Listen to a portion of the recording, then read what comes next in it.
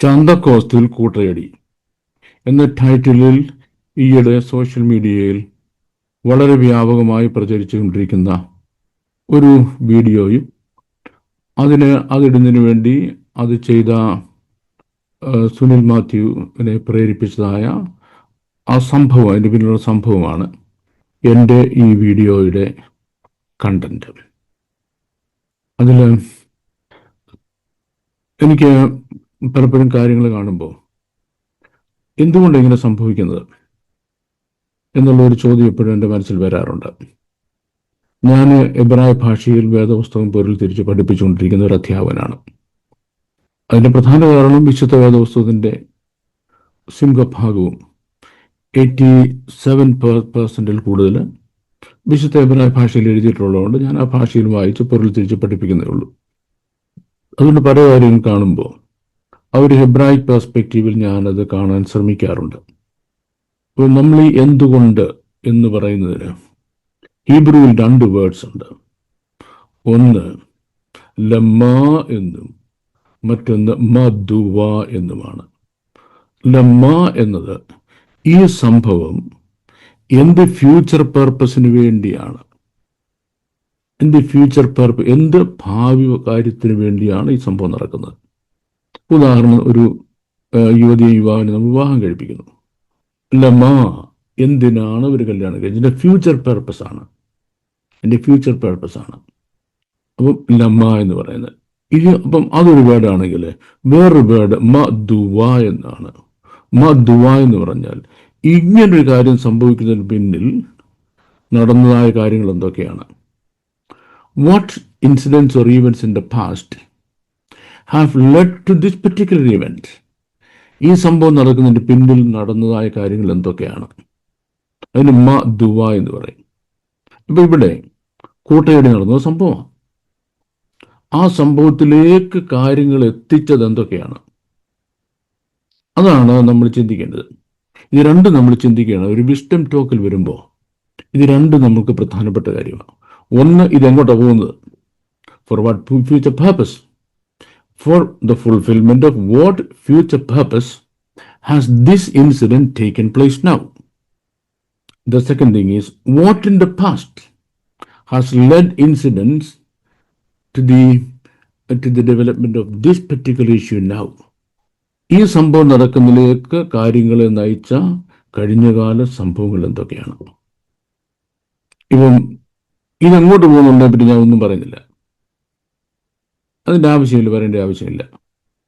പക്ഷെങ്കിൽ ഇതെന്തുകൊണ്ട് സംഭവിച്ചു എന്നുള്ളതിനെ പറ്റി നമ്മൾ അറിഞ്ഞിരിക്കേണ്ടതാണ്. എന്ന് പറയുമ്പോൾ ഇതുമായി ബന്ധപ്പെട്ട ആളുകളോട് അല്ല ഞാൻ സംസാരിക്കുന്നത്. ഇത്തരം പ്രശ്നങ്ങൾ പരിഹരിക്കാൻ ബന്ധപ്പെട്ട ആളുകളോടുമല്ല. കാര്യം അവരൊക്കെ വളരെ ഉന്നതമായ പൊസിഷൻസിലിരിക്കുന്നവരാണ്.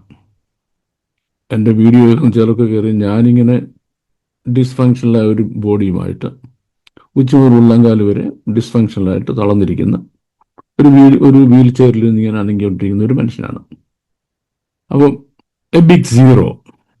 ഇപ്പം കർത്താവിനെ പറ്റി ഒരു പ്രവചനം ഉണ്ടായിരുന്നു. ദാവീദ് പറഞ്ഞത്, ഞാനോ മനുഷ്യനല്ല, ഒരു കൃമി അത്രയെന്ന്. എൻ്റെ ഒരു സ്നേഹം ഒരിക്കൽ എന്നെ കാണാൻ വന്നപ്പോൾ ഞാനിങ്ങനെ കട്ടിലിൽ ഇങ്ങനെ പുഴുപോലെ പിടച്ച് കിടക്കുക, വേദന കൊണ്ട്. അദ്ദേഹം എഴുതിയൊരു പുസ്തകത്തിനകത്ത് അദ്ദേഹം എന്നെ പറ്റി ഒരു ചാപ്റ്റർ എഴുതി, ഞാനോ മനുഷ്യനല്ല, ഒരു കൃമി അത്രയെന്ന്. അപ്പം ഞാനിതിനകത്തൊരു കൃമിയാണ്, ദ ലീസ്റ്റ് വാല്യുബിൾ പേഴ്സൺ എന്ന് പറയാം. പക്ഷെ ഞാൻ പറയുന്ന കാര്യങ്ങളിൽ നിങ്ങൾക്ക് എന്തെങ്കിലും വിസ്ഡം ഉണ്ടെങ്കിൽ യു ക്യാൻ ടേക്ക് ഇറ്റ്. അത് ഞാൻ ഈ ലീഡർഷിപ്പിലും പിന്നെ ഈ അടിയിലും എന്നും ഉൾപ്പെടാത്ത സാധാരണ ആൾക്കാരുണ്ടല്ലോ, മോസ്റ്റ്ലി പെന്തക്കോസ്തുകാരെന്ന് തന്നെ എടുക്കാം, ഇനിയും അല്ലാത്തവർക്കും എടുക്കാം. അവർക്ക് ഇത് കണ്ടിട്ട് ഞാൻ ഈ പറയുന്ന കാര്യം ശരിയാണോ എന്നൊരു പക്ഷേ ഒന്ന് ആലോചിച്ച് നോക്കാം. ദ ഫസ്റ്റ് തിങ്, ഒന്നാമത്തെ കാര്യം, ഇതിൻ്റെ പിന്നിൽ സംഭവിച്ച കാര്യങ്ങൾ എന്തൊക്കെയാണ്. നമുക്ക് കൂടുതലും അത് വിശുദ്ധ തിരുവെഴുത്തുകളിലേക്ക് പോയി പറയുന്നതായിരിക്കും നല്ലത്. കാരണം ഇതിൻ്റെയൊക്കെ പിന്നിൽ വിശുദ്ധ തിരുവെഴുത്തുകൾ തരുന്നതായ പ്രിക്കോഷൻസ് ഉണ്ടല്ലോ. പ്രിക്കോഷൻസ് എന്ന് പറയുന്നത് നമുക്ക് തരുന്ന മുന്നറിയിപ്പ്. ആ മുന്നറിയിപ്പിലൂടെയാണ് നമ്മൾ പോകേണ്ടത്. ഒന്നാമത്തെ കാര്യം, പരിജ്ഞാനമില്ലാത്തത് കൊണ്ട് എൻ്റെ ജനം നശിച്ചു പോകുന്നു. അപ്പോൾ എൻ്റെ ജനം നശിച്ചു പോകാനുള്ള കാരണം ഉപവാസം കുറഞ്ഞു പോയി, പ്രാർത്ഥന കുറഞ്ഞുപോയി, മീറ്റിംഗ് കുറഞ്ഞുപോയി, കൺവെൻഷനും പിന്നെ എന്താ ഈ സംഗതികളൊക്കെ കുറഞ്ഞുപോയി, കൂടിവരവുകൾ കുറഞ്ഞുപോയി, കയ്യടി കുറഞ്ഞുപോയി, അഭിഷേകം കുറഞ്ഞുപോയി. അഭിഷേകത്തിൻ്റെ ശക്തി സെൻട്രൽ ആളുകളിൽ ഉള്ള അത്രയും ഉപവാസ പ്രാർത്ഥന ലോകത്തൊരിടത്ത് നടക്കുന്നില്ല. കാര്യം ഒരിടത്ത് 3 ദിവസമാണ്, അപ്പുറത്ത് 6 ദിവസം, മറ്റിടത്ത് 9 ദിവസം, ഇവിടെ വേറെ 15. അപ്പോഴത്തേക്ക് 20, 40 എന്ന് വേണ്ട ഉപവാസം കൊണ്ട് മനുഷ്യന് ആ പരുവം. അതാണ് ഉപവാസ പ്രാർത്ഥന. ഇനി അഭിഷേകമോ, ചുട്ട കോഴി പറക്കമൊന്നും അഭിഷേകം. പെന്തക്കോസ്തിൻ്റെ അഭിഷേകം എന്തും അഭിഷേകമാണ്. പാട്ടൊക്കെ കേട്ടില്ലെങ്കിൽ നാട്ടുകാർ എങ്ങനെ അവിടെ ജീവിക്കുന്ന എനിക്കറിയത്തില്ല. എങ്ങനെ നാട്ടുകാരുടെ ഇടയ്ക്ക് ജീവിച്ചു പോകുന്ന നമുക്കറിയത്തില്ല കേട്ടോ. അപ്പോൾ ഉപവാസത്തിന് കുറവില്ല, പ്രാർത്ഥനയ്ക്ക് കുറവില്ല, അഭിഷേകമൊന്നും. അത് ഭയങ്കര അഭിഷേകമാണെന്നേ. എന്തോ ഈ പറയുന്നത്. അതിൽ പ്രത്യേകിച്ച് ഈ ഒരു ചൗണ്ട ടീഷർട്ടും പിന്നെ ആകെ കീറി പറിച്ചിരിക്കുന്ന ഒരു ഇതിൻ്റെ പേരെന്തുവാ, പിന്നെ ഒരു ജീൻസും, അല്ലെങ്കിൽ ഇച്ചിരമുള്ള അണ്ടർവെയർ പോലെ നിക്കറും, ബർമുദ എന്ന് പറയും, ഇതൊക്കെ ഇട്ടുകൊണ്ട് പിന്നെ അങ്ങനെ എത്താത്ത തുണിയായിട്ട് കുറച്ച് പെൺപിള്ളേരുണ്ട് അതിൻ്റെ ഇടയ്ക്കൂടെ കയറി ഈ പാമ്പ് കുളയം പോലെ പൊളഞ്ഞു കഴിഞ്ഞാൽ എന്തോ എതിലെ അഭിഷേകം വരും നോക്കിയാൽ എത്തിലെ ഈ അഭിഷേകം ഇറങ്ങുന്ന നമുക്ക് ഒരു പിടി കിട്ടത്തില്ല. അപ്പം അതൊക്കെ ഉണ്ടെങ്കിൽ നമ്മൾ ദൈവമക്കളായി നിലനിൽക്കും, നമ്മൾ ശക്തരായി മുന്നേറും, നമ്മൾ ശത്രുവിനെ നേരിടും, നമ്മൾ വിജയകരമായി ജീവിക്കും എന്നൊക്കെ ചുമ്മാ ഉപദേശകർ പറഞ്ഞ് നിങ്ങളെ പറ്റിക്കുക. ഇല്ല ഇല്ല. ഫെയിലിയറിൻ്റെ ഒറ്റ കാരണം പരിജ്ഞാനം ഇല്ലാത്തതുകൊണ്ട് എൻ്റെ ജനം നശിച്ചു പോകുന്നു. അവിടെ ചോദ്യമുണ്ട്, വാട്ട് നോളജ്? എന്തറിവിൻ്റെ കാര്യം നിങ്ങൾ പറയുന്നത്? കമ്പ്യൂട്ടർ നോളജാണോ? കൊള്ളാം, നമുക്കില്ലാത്ത കമ്പ്യൂട്ടറുണ്ടോ?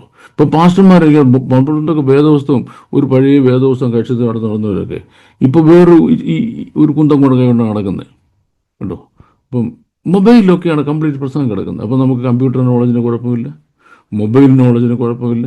ഈ മൊബൈലൊക്കെ എന്തോ അമ്മച്ചിമാരൊക്കെ ചുമ്മാ മൊബൈലൊക്കെ എടുത്തിട്ടാണ് കളിക്കുന്നത്, അതിനും കുഴപ്പമില്ല. ഏത് നോളജിൻ്റെ, ഏത് ജ്ഞാനത്തിൻ്റെ കുറവിനെ പറ്റി പറയുന്നത് വിശുദ്ധ തിരുവെഴുത്തുകൾ എന്ന വേദപുസ്തകം, അതിൽ പറഞ്ഞിരിക്കുന്ന കാര്യങ്ങളുടെ അറിവാണ് ഇല്ലാത്തത്. അതില്ലാത്തതുകൊണ്ട് നശിച്ചു പോകുന്നത്. ഇങ്ങനെ ഞാൻ പറഞ്ഞാൽ പെന്തക്കോസ്തുകാരെ ഒരാൾ പോലും അത് എടുക്കത്തില്ല. ഞങ്ങൾക്കില്ലാത്ത നോളജോ? വേദപുസ്തകം കർത്താവ് യേശുക്രിസ്തു ഭൂമി ഇറങ്ങി വന്നാൽ ഞങ്ങൾ പിടിച്ചിരുത്തി ബൈബിൾ ക്ലാസ് എടുത്തുകളി. അപ്പോസ്തലനെ പൗലോസിനെ പത്രോസിനെ മുഴുവൻ അപ്പോസ്തലന്മാരെയും കൂടെ പിടിച്ചിരുത്ത് നമ്മൾ പഠിപ്പിക്കാൻ ബൈബിൾ എന്തുവന്ന്. നമ്മുടെ ഡാളസ് തിയോളജിക്കൽ സെമിനാറിലോട്ട് വരട്ടെ, ഇല്ലയോ? അല്ലെങ്കിൽ നമ്മുടെ സറാംപൂരിലോട്ട് വരട്ടെ. നമ്മുടെ ബൈബിൾ കോളേജ് സെമിനാറിൽ എത്ര എണ്ണം കിടക്കുക? അങ്ങോട്ട് വരട്ടെന്ന് നമ്മൾ ബൈബിൾ കാണിച്ചു കൊടുക്കാം. അങ്ങനെ പറയുന്ന ആളുകളോട് ഞാൻ പറയുകയാണ്, വേദപുസ്തകത്തെ പറ്റിയുള്ള പരിജ്ഞാനമില്ലാത്തത് കൊണ്ടാണ് നിങ്ങൾ നശിച്ചു പോകുന്നതെന്ന് പറഞ്ഞാൽ അത് അക്സെപ്റ്റബിളായ ഒരു റിമാർക്കല്ല. അത് അക്സെപ്റ്റബിൾ ആണോ അല്ലയോ എന്നുള്ളതല്ല ചോദ്യം, മറിച്ച് അത് ശരിയാണെന്നുള്ളതാണ്. കാര്യം തൻ്റെ ശിഷ്യനായ തിമോത്തിയോസിനോട് അപ്പോസ്തലനായ പൗലോസ് ലേഖനം എഴുതുമ്പോൾ തിമോത്തിയോസിനോട് പറയുന്നത്, നിന്നെ രക്ഷയ്ക്ക് ജ്ഞാനിയാക്കുന്ന തിരുവെഴുത്ത്. ഈ രക്ഷയ്ക്ക് ജ്ഞാനിയാക്കുന്ന തിരുവെഴുത്ത് എന്ന് പറഞ്ഞാൽ ഒരാൾ ഫൈനൽ സാൽവേഷൻ എത്തണമെങ്കിൽ നമുക്കറിയാം, സാൽവേഷൻ 3 സ്റ്റേജസ് ആണ്. Once we are saved, now we are going through the stage of being saved and ultimately we will reach the completion of our salvation. എന്ന് പറഞ്ഞാൽ ആത്മാവെന്ന ആദ്യദാനം ലഭിച്ച നാം നമ്മുടെ ശരീരത്തിൻ്റെ വീണ്ടെടുപ്പായി പുത്രത്വം പ്രാപിച്ചു കഴിയുമ്പോൾ ആണ് നമ്മുടെ സാൽവേഷൻ കംപ്ലീറ്റ് ആകുന്നത്. ആത്മാവെന്ന ആദ്യദാനം ലഭിച്ചതേ ഉള്ളൂ.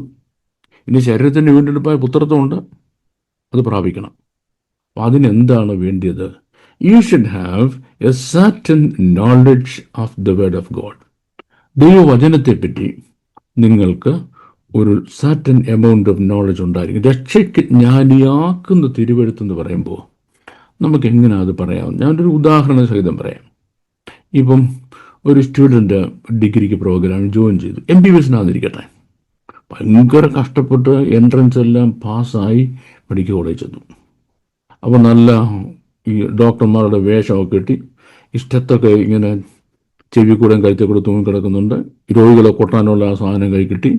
പിന്നെ ഒരുപാട് എക്യുപ്മെൻ്റ് കയ്യിലൊക്കെ കിട്ടി. പിന്നെ ബാഡ്ജും ഒക്കെ കിട്ടി കഴിഞ്ഞപ്പോൾ നെയിം ബാഡ്ജും എന്താ വേണ്ട സകല കുന്തറണ്ടാക്കി കിട്ടി. വലിയ പുസ്തകവും കിട്ടി. പുള്ളിയെ കണ്ട ഡോക്ടറാന്ന് പറയും. തിരിച്ചറിയാൻ പറ്റില്ല, ഡോക്ടർ. ഈ ഡോക്ടർ കുഞ്ഞുങ്ങളെ, MBBS കുഞ്ഞുങ്ങളെ ഡോക്ടറാണ്. പക്ഷേ അത് പുറം ലോകം കാണുമെങ്കിലും അകത്ത് നടക്കുന്നൊരു കാര്യമുണ്ട്. അകത്ത് നടക്കുന്ന ഒരു വ്യക്തമായ ടീച്ചിങ് ആണ്. അപ്പം ഓരോ സബ്ജക്റ്റിലും ഒരു മിനിമം പെർസെൻറ്റേജ് വെച്ചിട്ടുണ്ട്. മുമ്പൊക്കെ 60%, ഇപ്പോൾ തന്നെ എനിക്കറിയത്തില്ല. ഓരോ പേപ്പറിനും മിനിമം 60% പാസ്സായെങ്കിൽ ഫൈനൽ എക്സാമിനേഷൻ ഇവൻ പാസ്സാകത്തുള്ളൂ. അതും പാസ്സായി കഴിഞ്ഞെങ്കിൽ മാത്രമേ എന്ത് എടുക്കത്തുള്ളൂ. അടുത്തത് ഇവരുടെ പിന്നെ അടുത്ത പരിപാടി ഉണ്ടല്ലോ, ഒരു കൊല്ലം കൂടെ ഈ പിന്നെ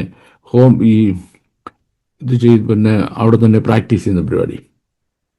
അപ്പം ഈ പഠിച്ചുകൊണ്ടും പരീക്ഷ പാസ്സാകുന്ന കാര്യമായില്ല. പിന്നെന്ത് ചെയ്യണം? വീണ്ടും അവിടെ നിന്ന് ഇതൊക്കെ പ്രാക്ടീസ് ചെയ്യണം. നീ കൊള്ളാവുന്നവനായി തെളിയണം. ഇപ്പം നമ്മുടെ വാഴ്ത്തപ്പെട്ട കർത്താവിനെ പറ്റി പറയുന്നത്, താന് പൊന്തിയോസ് പീലാത്തോസിന്റെ മുമ്പിൽ നല്ല സ്വീകാര്യത ലഭിച്ചു. ശത്രുവ, ഈവൻ എനിമീസ് വരെ പറഞ്ഞു, ഞാൻ ഈ മനുഷ്യനിൽ ഒരു ദോഷവും കാണുന്നില്ലെന്ന്. അപ്പം ഈ പഠിത്തവും കഴിഞ്ഞ് ഹൗസ് സർജൻസും കൂടെ കഴിഞ്ഞ് കഴിയുമ്പോഴാണ് ക്വാളിഫൈഡ് എന്ന സംഗതി കിട്ടുന്നത്. അപ്പം നമുക്ക് തന്നിട്ടുള്ളത് വിശുദ്ധ വേദപുസ്തകമാണ്. അതിൻ്റെ ഒരു ഫസ്റ്റ് പാർട്ട് എന്ന് പറഞ്ഞാൽ കിങ്ഡം ഓഫ് ഗോഡിലുള്ള എൻട്രി പാർട്ടാണ്. ഞാൻ മുമ്പ് പറഞ്ഞല്ലോ, മെഡിക്കൽ കോളേജിലുള്ള എൻട്രൻസ് പരീക്ഷ പാസ്സാകുന്നത്. ഇതുപോലെ എൻട്രി പാർട്ടാണ്. അപ്പോസ്തലനായ പത്രോസിനോട് പെന്തക്കോസ്റ്റ് നാളിൽ ആളോട് ചോദിക്കുന്നു, brothers now what shall we do? അപ്പോൾ എൻട്രി ക്ലിയറൻസിലുള്ള 7 കാര്യങ്ങൾ പറഞ്ഞു കൊടുത്തു. അപ്പോൾ ആ എൻട്രി ക്ലിയറൻസിലുള്ള 7 കാര്യങ്ങളാണ് മാനസാന്തരം മുതൽ ഇങ്ങോട്ട് പറഞ്ഞ 7 കാര്യങ്ങൾ. പക്ഷെങ്കിൽ നിർഭാഗ്യവശാൽ the Pentecost world thought that was the fundamental doctrine of the church. സഭയുടെ ഫണ്ടമെൻ്റൽ ഡോക്ട്രിൻ അതാണ് എന്ന് അവർ വിചാരിച്ചു. അപ്പോൾ നോക്കിയാൽ ഒരു ചെറുക്കന് എൻട്രൻസ് പാസ്സായി മെഡിക്കൽ കോളേജ് അഡ്മിഷൻ, ഈ ചെറുക്കൻ വിചാരിക്കുക എനിക്ക് എൻട്രൻസിന് 3ാമത്തെ റാങ്കാണ്, എൻട്രൻസിന് 3ാമത്തെ റാങ്കാണ്, എന്താ എൻട്രൻസിന് 3ാമത്തെ റാങ്കാണ് അല്ലെങ്കിൽ 1ാമത്തെ റാങ്കാണ്. എടാ അത് കഴിഞ്ഞു, ഇനിയല്ലോ നിനക്ക് പഠിക്കാൻ കിടക്കുന്നത്. അത് പറഞ്ഞവർ മനസ്സിലാകത്തില്ല. ഞാൻ 1ാമത്തെ റാങ്കിൽ എൻട്രൻസ് പാസ്സായതാണ്. അപ്പം അടിസ്ഥാന വേദപുസ്തകങ്ങൾ 7 ഞങ്ങൾ പാസ്സായി കഴിഞ്ഞു. മാനസാന്തരം, റിപ്പൻറ്റൻസ്, ബാപ്റ്റിസം, അത് കഴിഞ്ഞ് വേർപാട്, അപ്പോസ്തലന്മാരുടെ ഉപദേശം, കൂട്ടായ്മ, അപ്പനുറുക്ക്, പ്രാർത്ഥന, ഈ 7 കാര്യങ്ങൾ നമ്മൾ ചെയ്തു കഴിഞ്ഞു. അപ്പോൾ 7ാമത്തെ പ്രാർത്ഥന ഇങ്ങനെ തുറന്നുകൊണ്ടിരിക്കുക. അത് 7 ദിവസം 40 ദിവസം 50 ദിവസം ഇങ്ങനെ തുറന്നുകൊണ്ടിരിക്കുക.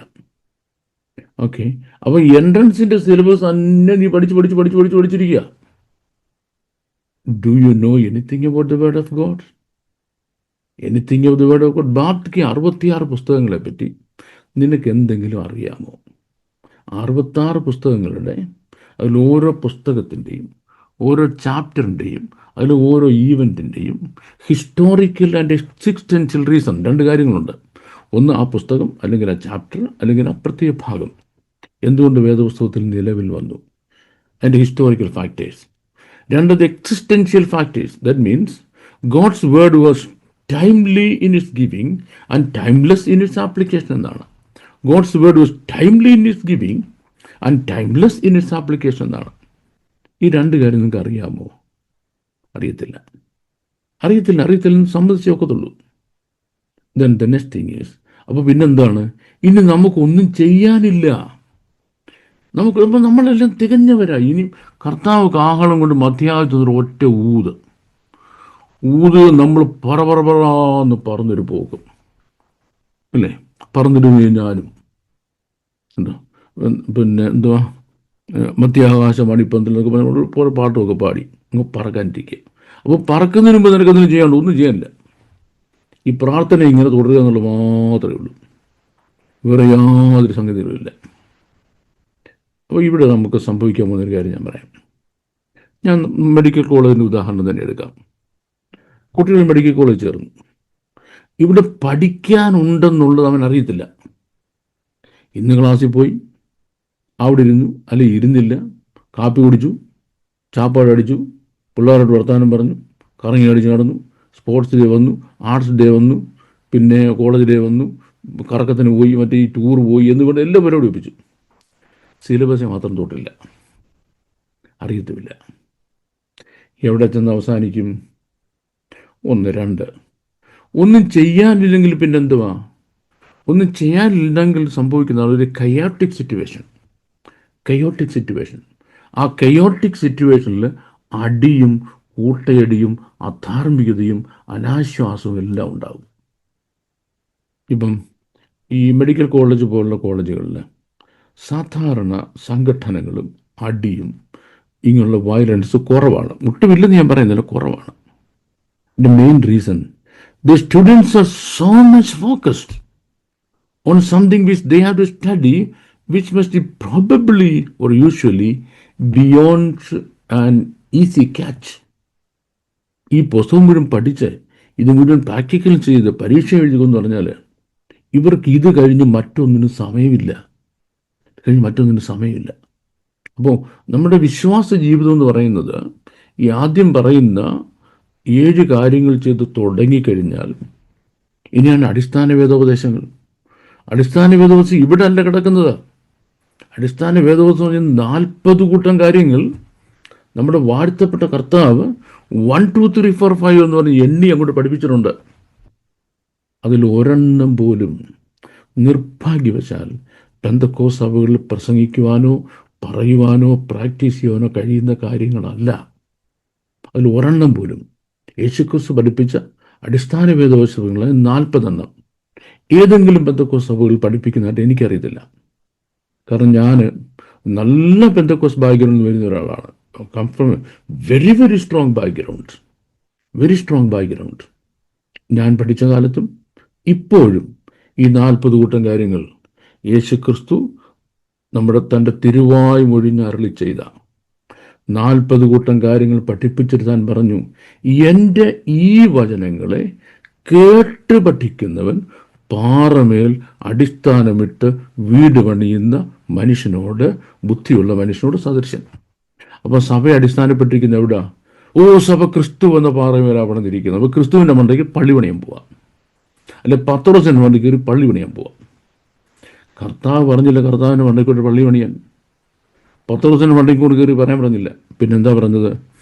എൻ്റെ ഈ വചനങ്ങളെ കേട്ട് അതനുസരിക്കുന്നവൻ ആഴത്തിൽ കുഴിച്ച് പാറമേൽ അടിസ്ഥാനമിട്ട് വീട് പണിയുന്ന മനുഷ്യനോട് സദൃശനാകുന്നു. അപ്പോൾ സഭയുടെ അടിസ്ഥാനം യേശുക്രിസ്തു തൻ്റെ തിരുവായ് മൊഴിഞ്ഞ് അരുളി ചെയ്ത 40 കൂട്ടം അടിസ്ഥാന പ്രമാണങ്ങളാണ്. സോ ദ ഫസ്റ്റ് തിങ്, അടിസ്ഥാന പ്രമാണങ്ങൾ നമ്മൾക്കറിയാമോ? നമ്മുടെ സഭകൾ പഠിപ്പിക്കുന്നുണ്ടോ? വേണ്ട, സൺഡേ സ്കൂളിൽ പഠിപ്പിക്കുന്നുണ്ടോ? പഠിപ്പിക്കുന്നില്ല. അങ്ങനെയാണെങ്കിൽ പെന്തക്കോസ്ത് പ്രോപ്പർ അടിസ്ഥാനത്തിൽ നിൽക്കുന്ന ഒന്നല്ല എന്ന് ഞാൻ പറഞ്ഞാൽ നിങ്ങൾക്ക് എന്നെ കല്ലെറിയാതിരിക്കാൻ പറ്റുമോ? ഞാൻ ലണ്ടനിലാണ്ട് രക്ഷപ്പെട്ടു. കേരളത്തിലെങ്ങനെയാണ് ഇരുന്ന് പറഞ്ഞിരുന്നുണ്ടെങ്കിൽ എന്താ സംഭവിക്കാൻ പോകുന്നത് എനിക്ക് ഇപ്പോൾ ഊഹിക്കാൻ പറ്റത്തില്ല. No, your foundation is wrong. You have to restructure your foundation on the teachings, fundamental teachings of the Word of God. യേശുക്രിസ്തു പഠിപ്പിച്ച ഇതാണ് അടിസ്ഥാനമെന്ന് പറഞ്ഞ് താൻ തിരുവായ് ഒഴിഞ്ഞ് പറഞ്ഞ ആ 4 കാര്യങ്ങളിലേക്ക് സഭ എന്ന് തിരിച്ചു പോകും. ആരത് പഠിക്കും? ഇതാ ഒന്നാമത്തെ കാര്യം. അവിടെയാണ് ഫണ്ടമെൻ്റലി പെന്തക്കോസ്ത് സഭകൾക്കുണ്ടായ ഇൻ ദ പാസ്റ്റ് ഉണ്ടായ തകരാറാണ്. ഈ കഴിഞ്ഞ വർഷം ഉണ്ടായതല്ല, തുടക്കത്തിലേ ഉണ്ടായ തകരാറാണ്. ദേ വർ റോങ്ലി ഫൗണ്ടഡ്. പക്ഷെ വേറൊരു കാര്യം ഉണ്ടായിരുന്നു, ആ റിയൽ ഫൗണ്ടേഷനുകാരുടെ എല്ലാ റൈറ്റ് ട്രാക്കും ഉണ്ടായിരുന്നു. എനിക്ക് അതിൻ്റെ ചരിത്രമൊന്നും പറയാനുള്ള സമയമല്ല ഇത്. ഞാനൊരു ചെറിയ വീഡിയോ ആണ് ഇത് കണ്ട് ഉദ്ദേശിക്കുന്നത്. എന്നാലും ഞാൻ ഉദ്ദേശിക്കാത്ത പല കാര്യങ്ങളും പറഞ്ഞുപോയി. So is it possible? Possible. ക്രിസ്തു പറഞ്ഞ അടിസ്ഥാനത്തിൽ നമുക്ക് വരാമോ? ഒരൊറ്റ അടിസ്ഥാന വേദോപദേശം, യേശു ക്രിസ്തു നമ്മുടെ വാഴ്ത്തപ്പെട്ട കർത്താവ് തൻ്റെ തിരുവായ് മൊഴിഞ്ഞ് അരുളി ചെയ്ത 40 കൂട്ടം ടീച്ചിങ്സിൽ ഒരെണ്ണം പോലും പെന്തക്കോസ്റ്റ് ലോകത്ത് പ്രസംഗിക്കാൻ പറ്റത്തില്ല. കാരണം സഹോദരനെ ഭോഷ എന്ന് വിളിച്ചാൽ, സഹോദരനോട് കോപിച്ചാൽ നിനക്കെന്താ സംഭവിക്കുന്നത്? നിസ്സാര എന്ന് വിളിച്ചാൽ നിനക്കെന്താ സംഭവിക്കുന്നത്? അതുമുഴുവൻ എഴുതി വച്ചിരിക്കുക. ആത്മാവിൽ ദരിദ്രരായവർ ഭാഗ്യവാന്മാർ. പക്ഷെ നമ്മൾ ആത്മാവിൽ സമ്പന്നരാണല്ലോ. ഇഷ്ടംപോലെ അന്യഭാഷയല്ലോ.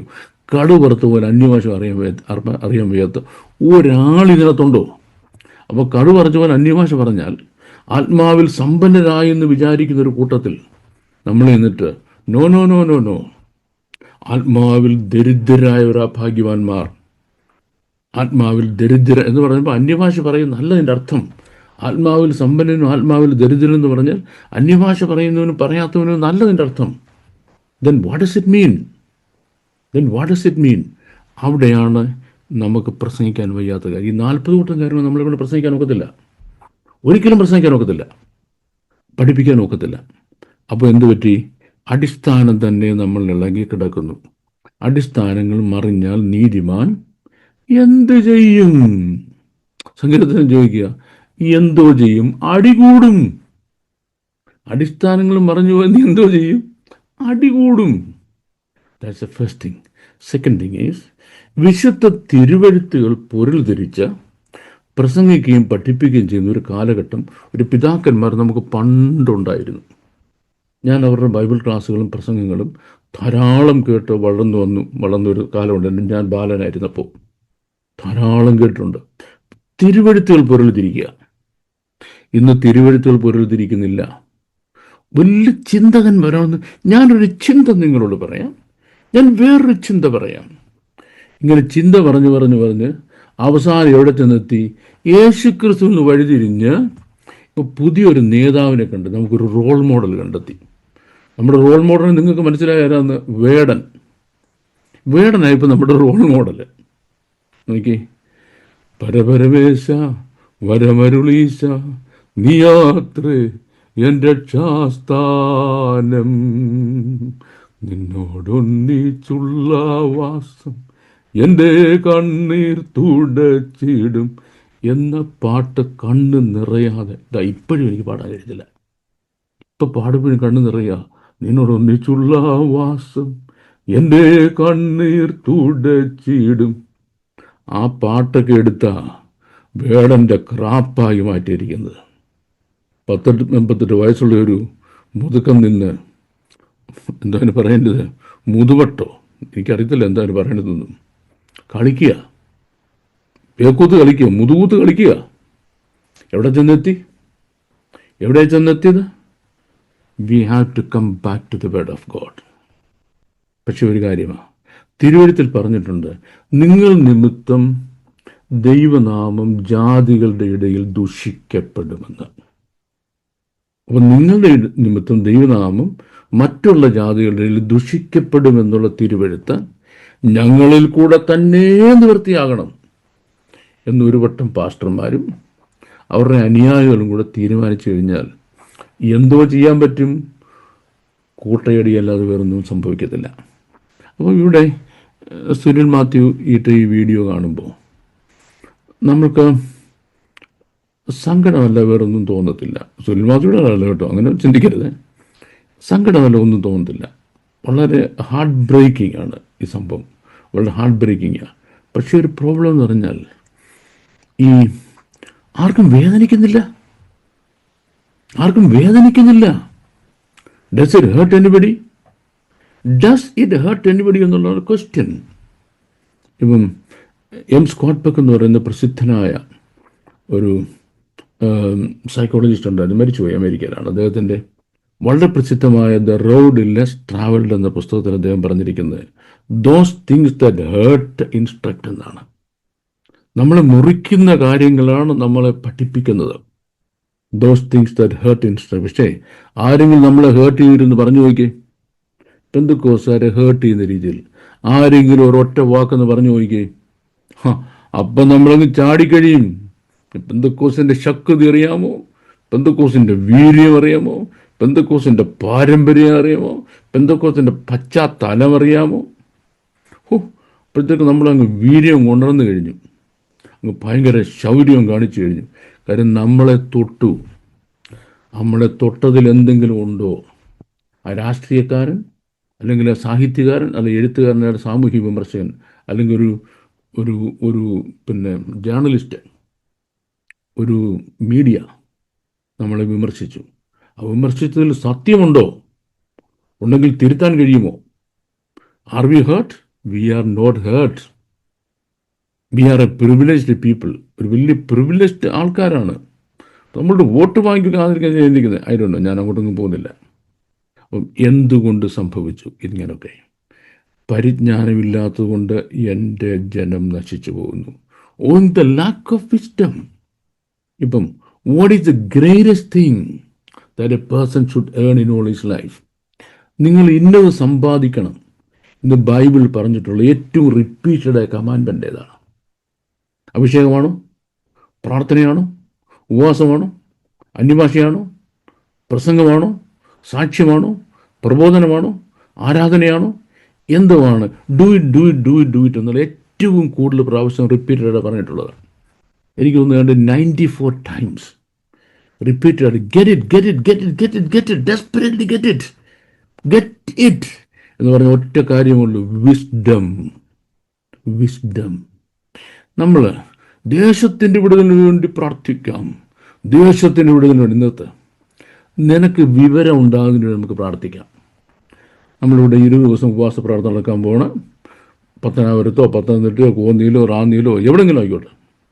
ഉപവാസ പ്രാർത്ഥന വിഷയം പെന്തക്കോസ്തുകാർക്ക് വിവരം ഉണ്ടാകാനും ദേശത്തുള്ള ആളുകൾക്ക് ബോധം ഉണ്ടാകാനും നമുക്ക് പ്രാർത്ഥിക്കാം. ഒരു ടൈറ്റിൽ ആരെങ്കിലും കൊടുക്കുമോ? വരുവീൻ വിടുതൽ പ്രാപിക്കും. ഏതിൻ്റെ വിടുതൽ? നിന്റെ വിവരദോഷത്തിൽ നിന്ന് നീ ഒരു വിവരമുള്ളവനായിട്ട് മാറാൻ പ്രാർത്ഥന. ഈ കൂടിയിരുന്ന് നിൽക്കുന്നൊരു ബോധമുണ്ടാകാൻ നമുക്ക് പ്രാർത്ഥിക്കാം. കർത്താവേ, ഞങ്ങളുടെ സഭയിലൂടെ ഞങ്ങളുടെ പാസ്റ്റർമാർക്ക് ഇച്ചിരിയുടെ വിവരം ഉണ്ടാകണമേ. ഞങ്ങളുടെ ലീഡേഴ്സിന് എന്തെങ്കിലും ബോധം ഉണ്ടാകണമേ. ഞങ്ങളുടെ വിശ്വാസികൾക്ക് എന്തെങ്കിലും ഒരു വിവരം ഉണ്ടാകണം. ഇത് നമ്മുടെ പ്രാർത്ഥനാ വിഷയമാണോ? അല്ല. പക്ഷെ ഒരിക്കലും ഇത് പ്രാർത്ഥനാ വിഷയമായ ഒരു ചെറുപ്പക്കാരനുണ്ടായിരുന്നു.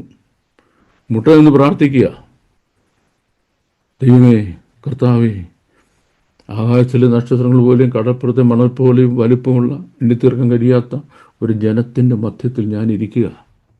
അവർക്ക് ന്യായപാലനം ചെയ്യണം. എനിക്കോ വിവരമില്ല, എനിക്കോ വിവരമില്ല. വേദപുസ്തകം മുഴുവൻ എടുത്താൽ അത്രയും ദൈവത്തിന് പ്ലീസിങ് ഒരു പ്രാർത്ഥന നമുക്ക് കാണാൻ കഴിയത്തില്ല. ദൈവമെന്ന് പറയാ: ശലോമോനെ, നീ ധനം ചോദിച്ചില്ല, മാനം ചോദിച്ചില്ല, ശസ്ത്രസംഹാരം ചോദിച്ചില്ല, ഫെയിം ചോദിച്ചില്ല, ഒറ്റ കാര്യം ചോദിച്ചു: വിവരം തരണമെന്ന്. നിനക്ക് സമനായ ഒരു ജ്ഞാനി ലോകത്തുണ്ടായിട്ടില്ല, ഇനി ഉണ്ടാകത്തില്ല. ആ എസ്റ്റനിൽ ഞാൻ നിന്നെ ജ്ഞാനം കൊണ്ട് നിറയ്ക്കുമെന്നാണ് പറഞ്ഞത്. അത് നമ്മുടെ പ്രാർത്ഥനാ മോഡലല്ല. യാക്കോബിന്റെ ലേഖനത്തിൽ പറയാം: ഒരുത്തന് ജ്ഞാനം കുറഞ്ഞു പോയാൽ പരിഹസിക്കാതെ, അവനെ അമർത്തി വെക്കാതെ ധാരാളമായി കൊടുക്കുന്ന ദൈവത്തോട് പ്രാർത്ഥിക്കുക. ഞങ്ങളുടെ കുഞ്ഞുങ്ങൾക്ക് വിവരം ഉണ്ടാകണം, ഞങ്ങളുടെ ഉപദേശമാർക്ക് വിവരം ഉണ്ടാകണം, ഞങ്ങളുടെ ലീഡർഷിപ്പിന് വിവരം ഉണ്ടാകണം എന്ന് പറഞ്ഞൊരു പ്രാർത്ഥന. ഈ ദേശം പിന്നെ വിടുവിക്കപ്പെടാം. ദേശത്തെ വിട്. അവർ നമ്മളെക്കാൾ ഒത്തിരി ഭേദമാണ്. ദേശത്തിൻ്റെ വിടുതലിനോട് നീ അങ്ങ് പ്രാർത്ഥിക്കാതിരിക്കും. ദേശം എവിടെയെങ്കിലും പോയി രക്ഷപ്പെട്ടുള്ളൂ. നിങ്ങളുടെ കയ്യിൽ നിന്ന് ദേശം എവിടെയെങ്കിലും പോയി രക്ഷപ്പെടും. നിങ്ങളാദ്യം, പെന്തക്കോസ്തുകാരുടെ ആദ്യം, ഞങ്ങൾക്ക് വിവരമുണ്ടാകാനൊരു പ്രാർത്ഥന നടത്തണം. ഒരൊറ്റ പ്രാർത്ഥന ഇന്ന് വരെ, എനിക്ക് വയസ്സ് 60 കഴിഞ്ഞു, ഇന്ന് വരെ ഞാൻ കണ്ടിട്ടില്ല നമുക്ക് വിവരം ഉണ്ടാകാൻ വേണ്ടി പ്രാർത്ഥന നടത്താമെന്ന്. അങ്ങനെ തിരിയാവുന്നുണ്ടെങ്കിൽ വിശുദ്ധ തിരുവെഴുത്തുകളെന്ന രക്ഷയ്ക്ക് ജ്ഞാനിയാക്കുന്ന തിരുവെഴുത്തിലേക്ക് നമുക്ക് മടങ്ങി വരുന്നതിനും തിരുവെഴുത്തുകൾ ശോധന ചെയ്യുന്നതിനും അതിൽ നിലനിൽക്കുന്നതിനും കർത്താവ് പറഞ്ഞു: if my word dwells in you, അല്ലേ, നിങ്ങൾ സത്യം അറിയുകയും സത്യം നിങ്ങളെ സ്വതന്ത്രരാക്കുകയും ചെയ്യും. ഈ കർത്താവോ അപ്പോസ്തലന്മാരോ അടിസ്ഥാന വേദോപദേശം എന്ന് പറയാത്ത 7 കാര്യങ്ങൾ അടിസ്ഥാന വേദോത്സവം പറഞ്ഞിട്ട് ഞങ്ങളെല്ലാം പൂർത്തിയായെന്ന് പറഞ്ഞിട്ട് കർത്താവും അപ്പോസ്തലനും പഠിപ്പിച്ച 40 കൂട്ടം കാര്യങ്ങൾ ഒരിക്കലും പഠിക്കാതെ ഇരുന്നിട്ട് എങ്ങനെ വിവരം ഉണ്ടാകും എന്നുള്ളത് വീണ്ടും ആലോചിക്കേണ്ട കാര്യമാണ്. അവിടെ സുനിൽ മാത്യുവിൻ്റെ ഈ ഉദ്യമം തനിക്ക് തൻ്റെ ചാനലിന് കാഴ്ചക്കാർ കൂടുന്നതിനോ അല്ലെങ്കിൽ സബ്സ്ക്രിപ്ഷൻ കൂടുന്നതിനോ അതാണ് ചെയ്യുന്നത് എനിക്ക് തോന്നുന്നില്ല. കാരണം തനിക്ക് ഓൾറെഡി വേറെ ഇഷ്ടംപോലെ സബ്സ്ക്രിപ്ഷനുണ്ട്. ഇതിട്ടില്ലെങ്കിൽ അദ്ദേഹത്തിന് സബ്സ്ക്രിപ്ഷനുണ്ട്. പക്ഷേ അദ്ദേഹത്തിൻ്റെ ഈ യത്നം, ഈ പരിശ്രമം നമ്മളിന്ന് പിക്ക് ചെയ്ത് ശരിക്കും കുത്തി വേദനിപ്പിച്ച് വിശുദ്ധ തിരുവെഴുത്തുകളിലേക്കും അതിൽ നിന്ന് സമ്പാദിക്കേണ്ട ജ്ഞാനത്തിലേക്കും അതിൻ്റെ അടിസ്ഥാനത്തിൽ ലൈഫ് റീബിൽഡ് ചെയ്യുന്നതിലേക്കും നമ്മൾക്ക് തിരിയാൻ കഴിയുകയാണെങ്കിൽ എത്രയോ നല്ലതായിരുന്നു സുനിൽ മാത്യുവിന് ഒരു കുതിരപ്പവൻ.